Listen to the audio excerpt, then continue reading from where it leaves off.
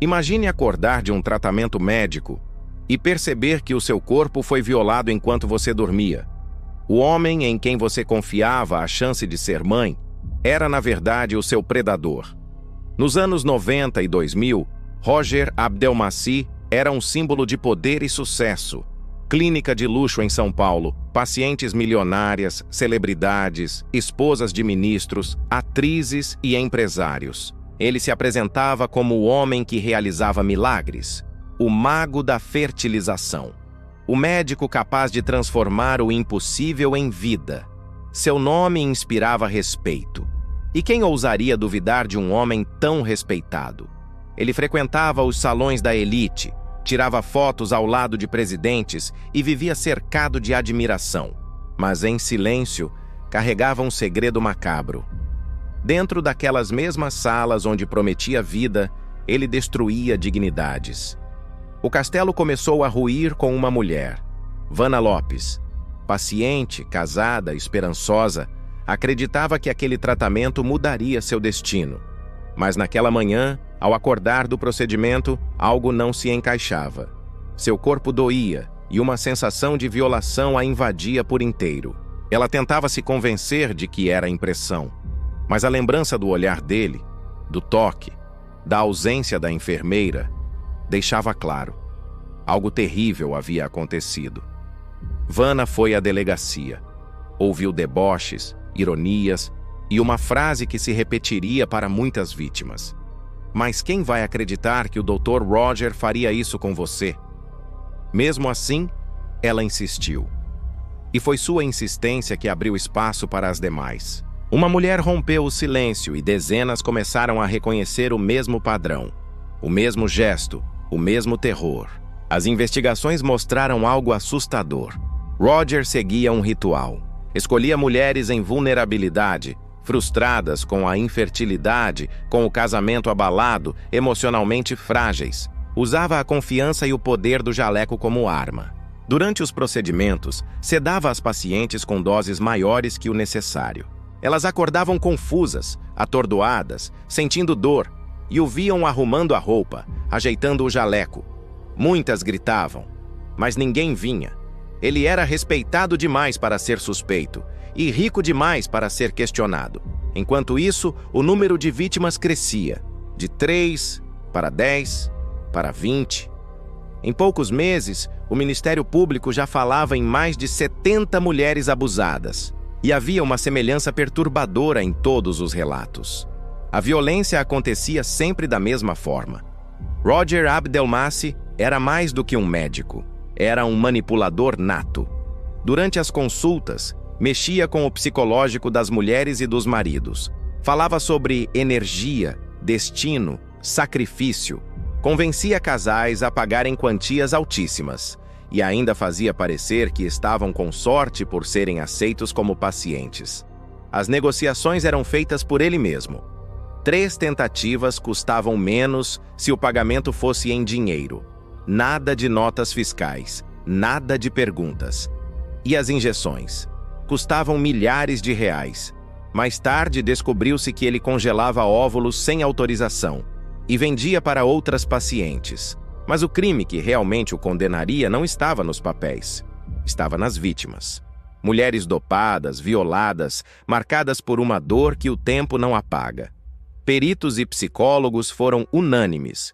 Roger apresentava traços claros de psicopatia, ausência total de empatia, frieza, certeza absoluta de impunidade. Ele acreditava estar acima da lei, e de certa forma, por um tempo, esteve mesmo. Quando confrontado por maridos de vítimas, reagia com arrogância. Você não tem o poder que eu tenho. Eu posso acabar com você. Sua imagem pública era seu escudo, seu status, sua fortaleza.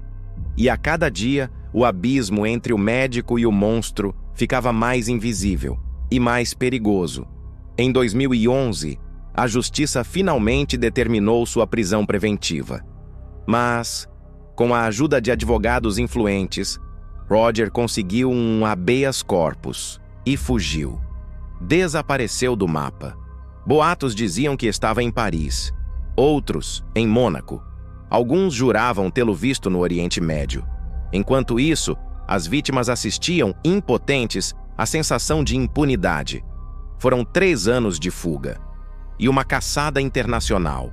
Investigadores seguiram pistas bancárias, ligações telefônicas e até vestidos enviados por encomenda à esposa dele. Esses detalhes levaram a um rastreamento que culminou em sua prisão no Paraguai, em 2014. A justiça, enfim, o havia encontrado. O tribunal ouviu dezenas de mulheres, relatos duros, frios, com detalhes que deixaram a sala em silêncio. Elas lembravam do toque, da dor, do momento em que perceberam que não era mais um sonho. Era um pesadelo. Algumas engravidaram dos embriões manipulados por ele. Outras contraíram hepatite C. E todas carregavam a mesma pergunta: por quê? Roger tentou tudo. Disse que o anestésico causava alucinações. Disse que eram mulheres frustradas. Disse que os depoimentos eram invenção coletiva. Mas as provas e a coerência entre os relatos derrubaram cada uma dessas defesas. Em 2010, ele foi condenado a 278 anos de prisão por estupro e atentado violento ao pudor. A maior pena já imposta a um médico no Brasil. Mesmo com a sentença, a sensação era amarga. Entre recursos e manobras jurídicas, Roger foi solto, voltou a ser preso, depois solto de novo, alegando problemas de saúde. Enquanto isso, as vítimas continuavam tentando reconstruir suas vidas. Ele está em casa e nós seguimos presas, dizia uma delas em entrevista emocionada. A impunidade para quem já foi violentada é uma segunda violência. E para muitas, foi como se o sistema dissesse: você não importa. Mas o silêncio deu lugar à coragem.